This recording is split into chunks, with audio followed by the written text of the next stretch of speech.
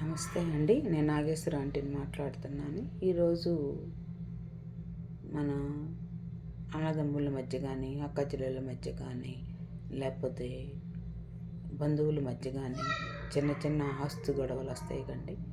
దానికి మూడో వ్యక్తిని తీసుకురావద్దండి మధ్యకి. మూడో వ్యక్తిని కాకుండా సాధ్యమైనంత సామరస్యంగా మీరు ఒకరు మాట్లాడుకొని దాన్ని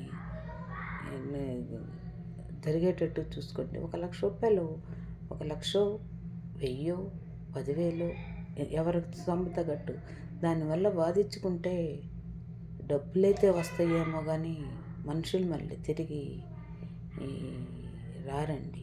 డబ్బులు సంపాదించుకోవచ్చు కానీ మనుషులను సంపాదించుకోలేము. ఒక్కసారి మనసులో కనుక ఏదన్నా తేడా భావం కనుక ఏర్పడితే మళ్ళీ మామూలు మనుషులు అవటం చాలా కష్టం అండి. కలవలేము. ఊరినే కలిసినట్టు నవ్వున్నట్టు ఉంటుంది కానీ కలవలేము. దయచేసి చిన్న చిన్న ఏదన్నా ఆస్తులు తగాదాలు ఉన్న వాటిని సామరస్యంగా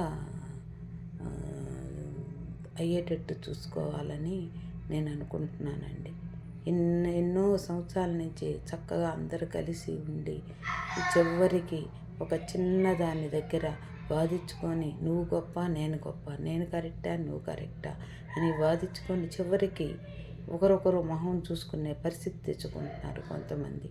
అలా కాదండి. చక్కగా ఇది కాదు, ఇది కాదన్నయ్య, ఇది కాదు అక్క, ఇది కాదు బాబాయ్, ఇది కాదు పిన్ని అని చక్కగా చెప్పుకోండి. అది కాదు కుదరదు అంటే అప్పుడు చూసుకోవచ్చు. తలకు మించిన భారం అయితే కష్టమే కానీ చిన్న వాటికి వాదించుకొని నలుగురు పక్కన వాళ్ళు చెప్పిన మాట, మూడో మనిషి చెప్పిన మాట విని మీ సొంత మనుషులు ఎలాంటి వాళ్ళో మీకు తెలుసు కదా.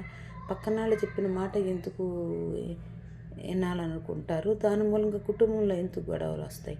చక్కగా సర్దుకుపోయి చక్కగా ఉన్నందువల్ల ఏమైంది? అన్నాస్తి తమ్ముడు కొంచెం తింటే పోయా ఏమైంది? కొంచెం తగ్గిద్ది. తర్వాత దేవుడు చల్లగా చూసి మనం కష్టపడి సంపాదించుకుంటాం. దానివల్ల వాదించుకున్నందువల్ల మనుషులు దూరం అవుతారే కానీ ప్రయోజనం అయితే ఉండదని నా అభిప్రాయం అండి. నాకు ఈరోజు చెప్పాలనిపిస్తుంది. నచ్చితే లైక్ చేయండి, షేర్ చేయండి, సబ్స్క్రైబ్ చేయండి. ఉంటానండి.